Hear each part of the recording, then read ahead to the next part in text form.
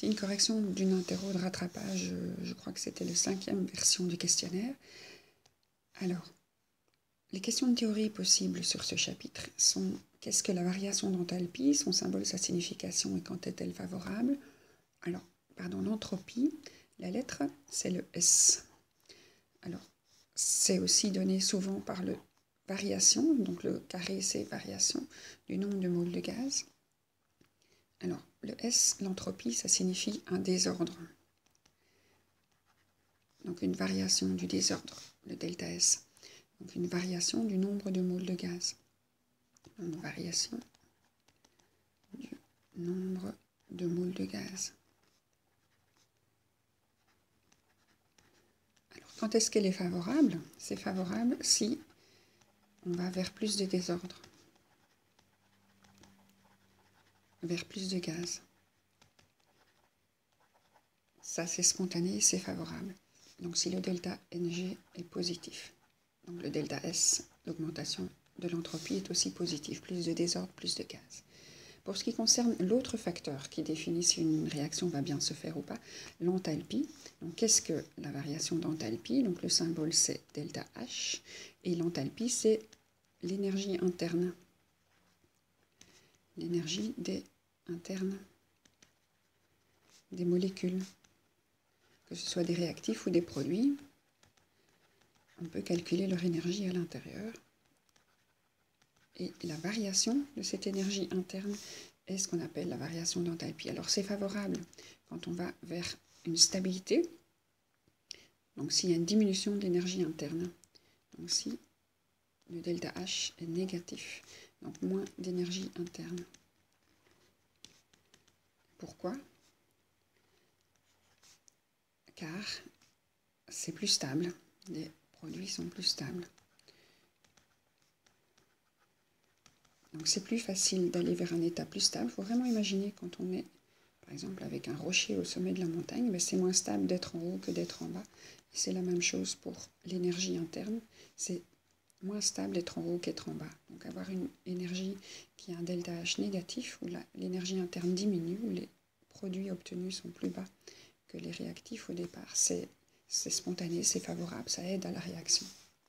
Donc le pourquoi, c'était parce qu'on va vers quelque chose de plus stable. Alors, ici, on vous parle d'une réaction chimique qu'on a vue en classe, donc sur le procédé Solvay. Donc l'hydrogénocarbonate de sodium, NaHCO3. Dans une des étapes du procédé Solvay, la dernière, on le calcine. Donc ça veut dire quoi, calciner? Ça veut dire chauffer. Ça veut dire chauffer ici à 300 degrés. On part de l'hydrogénocarbonate de sodium solide, on obtient de la soude Solvay. Alors ça, je vous avais demandé d'étudier les formules de ces produits. Donc la soude Solvay, pardon, c'est simplement le carbonate de sodium. Valence du CO3-2, donc il y a un petit 2 ici qui provoque une pondération pour les deux sodiums. On obtient de la soude Solvay, du dioxyde de carbone et de l'eau. On ne vous parle pas des états de ces molécules, mais le dioxyde de carbone est un gaz déjà à température ambiante, a fortiori à 300 degrés, et l'eau à 300 degrés, c'est un gaz aussi. Et celui-ci, dès qu'il y a un métal, c'est souvent un solide, ou alors il peut être en solution aqueuse, mais ici, il n'y a pas d'eau. Alors, on va regarder maintenant l'équation thermochimique. Donc, s'il y a quelque chose qu'on chauffe à 300 degrés, c'est que les réactifs doivent aimer cela. Donc, si on fait un procédé industriel où on chauffe, c'est que l'énergie est appréciée par les réactifs, et donc ils prennent l'énergie. Ça, c'est l'équation thermochimique, ajouter l'énergie. Alors, la flèche, on va utiliser dans ce cas-ci. Donc, si on chauffe, donc comme on chauffe, on sait que l'équation, la réaction est endothermique, donc un delta H positif, ça c'est défavorable. On vient de dire qu'il valait mieux avoir moins d'énergie, donc si on donne de l'énergie et qu'on monte en énergie interne, on va avoir quelque chose qui est défavorable. Et ici, on voit qu'il y a au niveau du désordre des gaz parmi les produits. Donc, comme on va vers plus de gaz,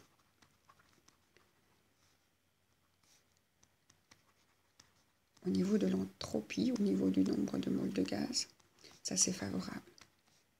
Donc on a un facteur favorable et un facteur défavorable. Ensemble, ça donne une réaction à l'équilibre. à l'équilibre.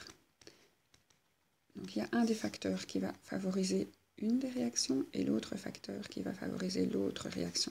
Et donc on va avoir une réaction qui s'arrêtera en chemin. Donc l'autre réaction est possible, les deux réactions ont un facteur possible qui les aide parmi les deux facteurs enthalpique et anthropique. Et donc la réaction va dans les deux sens. Donc on efface ce petit tableau. Voilà, on descend aux questions suivantes. Alors lorsqu'on représente des réactions chimiques au cours du temps, on peut représenter sur un graphique l'évolution des quantités. Donc ici c'est un nombre de moles en fonction du temps. Et on demande à partir de ce graphique d'écrire l'équation. Donc on a quelque chose qui part au nombre de moles initial jusqu'au nombre de moles final. Donc quelqu'un qui part de 8 nombre de moles au départ jusqu'à 5,6 moles au final. Donc ça a perdu, donc c'est pour ça que je l'ai mis du côté des réactifs, et il a perdu 2,4 moles. L'autre réactif qui descend ici, il part de 3, il diminue jusque 1,8. Donc quand on part de 3 moles et qu'on se retrouve à 1,8 moles, c'est qu'on a perdu 1,2 moles. Alors ça, c'était la lettre A. Je ne sais pas encore quel coefficient je mets devant. La lettre D est mon deuxième réactif. Je ne sais pas quelle flèche je dois mettre. Et mes deux produits que j'obtiens, donc eux, ils partent de 0. C'est logique pour des produits de réaction. Ils partent de 0 jusqu'à 3,6. Donc eux, ils apparaissent et on obtient 3,6. Donc au total, j'aurai 3,6 qui apparaissent. Et les autres produits qui sont, ça c'était la lettre B, la lettre C, elle est à 2,4 au final. Ici, on a 2,4. Donc quelque chose qui apparaît pour donner 2,4 moles. Alors quand on regarde les variations, on voit 2,4, 3,6, 2,4, 1,2. Pour moi, je vais utiliser le 1,2. Donc ici, le coefficient multiplicateur que je vois partout, c'est du 1,2. Donc ici, j'ai perdu une fois 1,2. Là, j'ai perdu 2 fois 1,2. Ici, j'ai gagné 3 fois. Pardon, le plus est déjà mis. 3 fois 1,2. Et ici, j'ai gagné 2 fois 1,2. Et donc, mon coefficient multiplicateur que je vois dans ces chiffres-ci, c'est 1,2. Et donc, les coefficients qui multiplient ce multiplicateur, c'est 2. C'est 1, je n'écris rien. C'est 3 et c'est 2. Donc, j'ai un produit qui réagit 2 fois plus vite que l'autre. Donc, un de mes réactifs va diminuer 2 fois plus fort. On le voit dans la pente. Et parmi mes produits, j'en ai un qui va apparaître à la même vitesse. Enfin, même plus vite que celui-là. Et un comme ceci. Donc voilà, donc mes coefficients sont ceux-là. Maintenant, est-ce que je mets une flèche complète à l'équilibre ou impossible? Mais si j'ai quelque chose qui apparaît, donc des choses qui apparaissent, c'est certainement pas impossible. Alors pour savoir la différence entre les à l'équilibre et les complètes, je regarde mes résultats finaux. Donc si à la fin j'ai plus de variation et que je ne suis pas à 0, je n'ai pas tout consommé. Donc dans ce cas-là, c'est une réaction incomplète. On n'est pas allé au bout des choses. Aucun réactif n'a réagi complètement. Donc la réaction est à l'équilibre. Donc ce que je vois sur le graphique, c'est aucun réactif ne réagit complètement. Il réagit un peu, hein, sinon ce serait impossible, mais aucun réactif ne réagit complètement. Ok, après, on demande de savoir quel est le rendement de la réaction. Donc le rendement de la réaction, c'est le nombre de moles obtenus, et ici c'est pas le maximum, hein, divisé par le nombre maximum, fois 100, et j'aurai ça en pourcent. Alors comment savoir quel est le nombre de moles que j'aurais pu obtenir au maximum? On peut refaire un problème stoichiométrique. Repartir des 8 et 3 de mes réactifs de départ. J'avais 8 au départ et 3 au départ. Ça, c'est ce qu'on me donne. Si j'essaye de faire tout réagir, moins 2 fois, ça va faire un coefficient multiplicateur de 4. J'aurais fait réagir tous mes A. Alors, mais si j'essaye de faire réagir tous mes A, je n'ai pas assez de D. Donc celui-ci est en défaut. j'en ai pas assez. Donc le réactif en défaut, c'est celui-là qu'on va consommer complètement. Donc, je refais encore une fois mon problème stoichiométrique en partant de 8 et de 3, les quantités qu'on m'avait données au départ, les quantités qu'on trouve ici. Et cette fois-ci, je fais disparaître tout le D. Donc le coefficient du D, c'est 1, et je fais disparaître complètement, donc je vais jusqu'à 0. Et donc si j'essaye de faire disparaître au même rythme le 8, donc si j'utilise le même coefficient multiplicateur, il me reste 2 moules. Donc ça, c'est ce qu'on appelle un excès. Oups. Et ici, donc, quand j'ai consommé tout réactif, j'ai en fait une réaction complète. Donc j'ai imaginé que cette réaction était complète. Et j'ai obtenu le maximum. Alors quel est le maximum obtenu? Ben, c'est ce coefficient multiplicateur-ci. Donc je pars de 0, je rajoute 3 fois mon multiplicateur, 2 fois mon multiplicateur. Et donc je pourrais obtenir 9 moules. Je n'en ai obtenu que 3,6. J'aurais pu en obtenir 9 si j'avais consommé tous mes réactifs D. Et ici, j'aurais pu obtenir 6. Alors le rendement, on peut le calculer pour le B. Donc si on le calcule pour le B, on va avoir le nombre de moles obtenus, 3,6, divisé par le nombre de moles maximum de B, 9, fois 100, ben, j'obtiens 40%. Si je calcule mon rendement en produit C, je vais faire le même calcul. Je vais avoir donc mon nombre de moles obtenus, 2,4, divisé par ce que j'aurais pu obtenir, 6, fois 100, et j'obtiens exactement le même chiffre, 40%. Donc la réaction se passe exactement de la même façon pour mes deux produits obtenus. Et donc je pourrais m'amuser aussi à faire un rendement de BC, donc additionner les deux. Enfin, j'obtiendrai exactement la même chose. Donc le rendement se calcule sur un des produits, n'importe lequel. On va passer à la question suivante. Alors on a un autre graphique, et cette fois-ci on doit le compléter soi-même. Donc on regarde, on brûle de l'aluminium. Alors une combustion, comme toutes les combustions, demande de l'oxygène. La flèche, je verrai ce que je donne. Alors quand on brûle un combustible, ici l'aluminium, on obtient le combustible oxydé.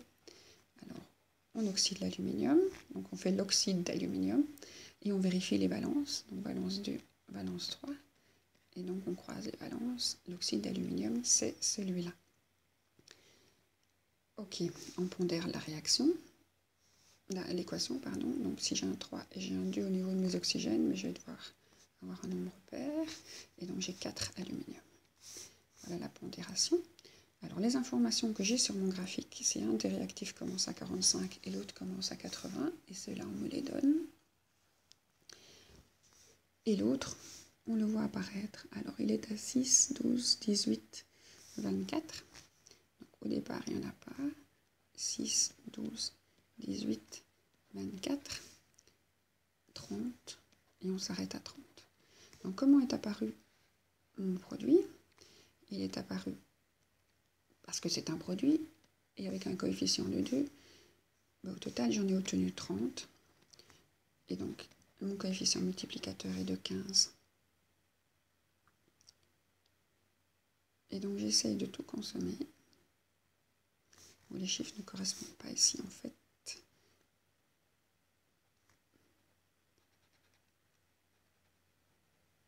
Voilà comment j'avais imaginé l'exercice. Donc ici j'ai mon oxygène, et elle va disparaître de 45 à moins 3 fois le même coefficient multiplicateur, 15. Et donc j'obtiens 0. Donc je vais tout consommer. Donc mon oxygène va arriver à 0 à ce niveau-ci. Et donc je vais avoir quelque chose qui arrive à 0. Alors, donc dès qu'on a quelque chose qui arrive à 0, on a une réaction complète. Donc car au moins un réactif a réagi complètement.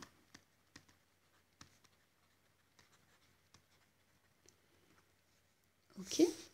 Alors l'autre réactif, il va lui disparaître avec un coefficient de 4, avec le même multiplicateur, et il va rester un excès d'aluminium. Il restera 20. Okay. Alors après, pour écrire tous les chiffres, donc lui il va arriver à 20, ici, oups, on y va, voilà. Donc ça c'est mon aluminium, ça c'est mon oxygène, et ça c'est mon oxyde d'aluminium. Et après, pour remplir tous les petits chiffres ici, il faut regarder un petit peu l'autre, le coefficient multiplicateur de chaque intervalle de temps. Donc ici, ça va de 0 à 6. Donc c'est plus 6. Et donc le coefficient est de 2, le multiplicateur est de 3. Donc ici, hop, 2 fois, non 3 fois, ici le coefficient de 3. Donc on va arriver à 45 moins 9, 36. Et ici, moins 4 fois le coefficient multiplicateur de 3, 80 moins 12, 68. Et après, les intervalles sont les mêmes. Et donc, les intervalles vont être les mêmes. Chaque fois, moins 9, 27, 18, 9. Et ici, chaque fois, moins 12, 56, 44, 32. Voilà, donc pour remplir ce graphique. La dernière question.